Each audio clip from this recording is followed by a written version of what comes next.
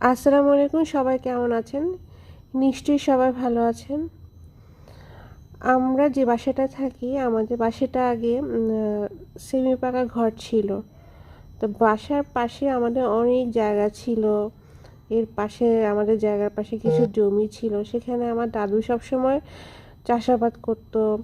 মানে বিভিন্ন ধরনের শীতকালীন সবজি, শীতকালে শীতকালীন সবজি, গ্রীষ্মকালে গ্রীষ্মকালীন সবজি রোপণ করতো।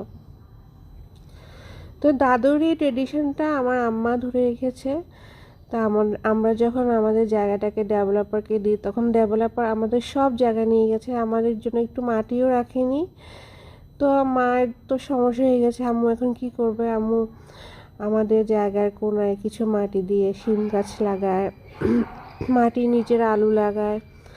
তো গত 2 বছর ধরে আম্মু ছাদের মধ্যে শিম শিমের গাছ লাগাচ্ছিল।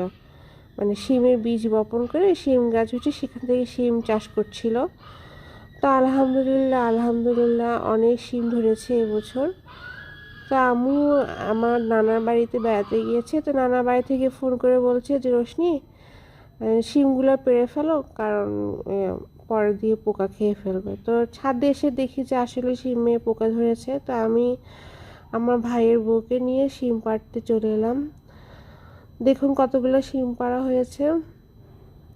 আসলে নিজেদের হাতে লাগানো শিম গাছের মজাই আলাদা। শিম গাছ থেকে শিম খাওয়ার টেস্টই অন্যরকম। কোনো সার নেই, কিছু নেই, জাস্ট নিজেদের যত্নে গড়া শিম গাছ থেকে শিম নিয়ে সেই শিম রান্না করে খাওয়ার মজাই আলাদা, তাই না?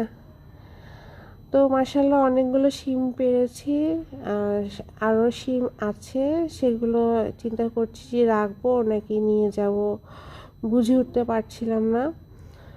তবু কিছু কিছু নিচ্ছি, আবার কিছু রেখে দিচ্ছি। দেখুন কতগুলো শিম পারলাম, অনেকগুলো শিম পারলাম, তাই না?